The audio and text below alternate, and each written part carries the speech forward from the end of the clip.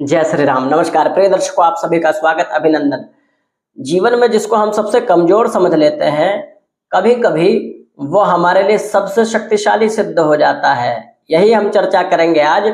ज्योतिष में एक ऐसे योग की जिसको लोग बाग सबसे नेगेटिव या नकारात्मक समझते हैं, एक ऐसा ग्रह जिसको आप समझ लेते हैं कि यह ग्रह तो सर्वदा आपको नुकसान दे रहा है, परंतु एक अकेला ऐसा ग्रह आपके जीवन को पूरी तरह बदल के रख देता है, आपको रंग से राजा बनाने की शक्ति रखता है। प्रिय दर्शकों, हम बात कर रहे हैं कुंडली में नीच के ग्रह से बनने वाले राजयोग की, अर्थात नीच भंग राजयोग की। नीच भंग राजयोग यदि ये मैं कहूं कि दूसरे कई राजयोगों से सबसे शक्तिशाली राजयोग की श्रेणी में है तो कोई अतिशयोक्ति नहीं है। इस कलियुग में, इस भौतिकवादी युग में नीच भंग राजयोग जितना लाभ व्यक्ति को देता है उतने कई अच्छे राजयोग नहीं दे पाते, कई अन्य राजयोग फल नहीं दे पाते। यह भी कोई अतिशयोक्ति नहीं है। एकदम तथ्यों के साथ आपको बताऊंगा कि नीच भंग राजयोग किस प्रकार इतना शक्तिशाली हो जाता है और कैसे लाभ देता है और कैसे नीच भंग राजयोग बनता है। यदि आपकी कुंडली में कोई एक ग्रह भी नीच का है, यह वीडियो बहुत काम की है। ज्योतिष का बहुत गहरा यह सूत्र है, आपको एकदम बारीकी से समझाने का प्रयास करूंगा कि यह राजयोग क्यों शक्तिशाली इतना है। सबसे बड़ी बात एक और है कि राजयोग बनना बड़ी बात नहीं है, अपितु राजयोग फलित होना बड़ी बात है। मतलब जो योग आपकी कुंडली में बन रहे हो उसका फल आपको मिलना चाहिए। तो ये भी बताएंगे कि कभी कभी किन्हीं राजयोगों का फल क्यों नहीं मिलता और नीच भंग राजयोग का फल कब मिलता है आपके जीवन में, यह भी एकदम विस्तार से बताएंगे।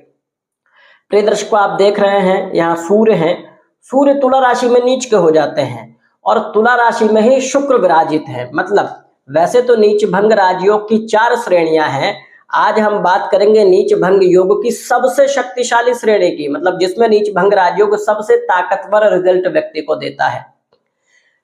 प्रिय दर्शकों, आपने देखा होगा कि कभी कभी एक ऐसा व्यक्ति जो निर्धन हो, जो निर्बल हो, उसका कोई बल नहीं हो, उसको लोग बाग बहुत ज्यादा महत्व नहीं देते। लेकिन समझिए कि अगर वो व्यक्ति एक जिले के डीएम के साथ रहने लगे, आपके डिस्ट्रिक्ट का डीएम, डिस्ट्रिक्ट मजिस्ट्रेट, अगर किसी एक व्यक्ति को साथ में लेके घूमता रहे तो उसका क्या ही ऑरा होगा या क्या ही उसकी शक्ति होगी।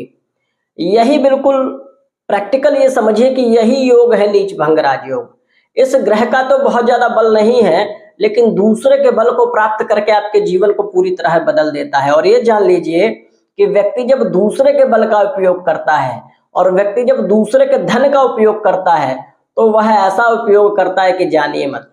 जिस व्यक्ति ने अपना स्वयं का बल, मतलब आप लड़ाई लड़ रहे हैं और आपके पास एक ऐसा हथियार आ जाए जो आपके सामने खड़ा होकर लड़ाई लड़ेगा, आपकी लड़ाई दूसरा व्यक्ति लड़ेगा, तो आप समझिए कि आप कितना विकराल युद्ध लड़ेंगे। यही नीच भंग राजयोग है। जब नीच भंग राजयोग फलित होता है तो हमने ये देखा है कि जमीन पर पड़े हुए निर्धन व्यक्ति को भी एक शासक, राजा और सबसे धनवान बना देता है और सबसे शक्तिशाली बना देता है। यही नीच भंग राजयोग है। प्रिय दर्शकों, अब नीच भंग राजयोग तो बने बहुत से व्यक्तियों की कुंडली में है, कभी कभी बनते हैं, लेकिन यह देखा गया है कि फलित नहीं होते। बहुत से लोग परेशान होते हैं कि पंडित जी मेरी कुंडली में यह नीच भंग राजयोग है लेकिन आज तक इसका फल नहीं मिला। तो कौन सी वह अवधि होती है जिसमें नीच भंग राजयोग का फल मिलता है, अभी मैंने ये भी बताऊंगा। अभी मूल विषय पे आते हैं कि नीच भंग राजयोग क्यों उतना शक्तिशाली है। हमने बताया, देखिए, जब आपका पैसा ना हो, किसी और का धन आपको बिना मेहनत के मिल जाए तो उस धन को व्यक्ति बिना कुछ सोचे समझे खर्च करता है। नीच भंग राजयोग की भी यही शक्ति है। जब नीच भंग राजयोग का प्रभाव आता है तो वह इतना शक्तिशाली प्रभाव होता है कि व्यक्ति के जीवन को बहुत तेजी से बदल देता है। विशेष रूप से जब सूर्य से नीच भंग राजयोग बने तो ऐसा जान लीजिए कि ऐसे व्यक्ति को राज सत्ता का लाभ मिलेगा, अर्थात या तो वो स्वयं राज सत्ता पर विराजित हो जाए, आजकल राज सत्ता अर्थात राजनीति में, नहीं तो किसी राजनीतिक व्यक्ति की उसके ऊपर कृपा हो या शासन प्रशासन में उसकी ऐसी पैठ हो कि उसके एक फोन पर या फिर उसके एक इशारे पर कहीं भी काम बन जाए, ऐसी शक्ति देते हैं। ऐसे व्यक्ति को निर्भीक व्यापार यदि करे तो बहुत बड़ा व्यापारी हो जाए, समाज सेवा करे तो बहुत बड़ा समाज सेवी, और किसी क्षेत्र में यदि जॉब भी कर रहा हो तो वहां एक ऐसे निर्णायक वो भूमिका में रहे कि उसके बिना उसकी कंपनी में कोई काम सिद्ध ना हो, अर्थात उसकी सब जगह चले, ऐसी स्थिति बना देता है। प्रिय दर्शकों, अब बात आती है कि नीच भंग राजयोग फलित कब होता है। यहाँ सबसे बड़ी बात है कि किसी भी योग का फल मिलना दशा पर निर्भर करता है। नीच भंग राजयोग का फल कब मिलेगा? यहाँ सूर्य से बनने वाला नीच भंग राजयोग तब फलित होगा जब सूर्य की दशा आएगी। सूर्य की दशा आए, सूर्य की दशा का अर्थ महादशा ही नहीं, अंतर दशा में भी सूर्य नीच भंग राजयोग का फल देंगे।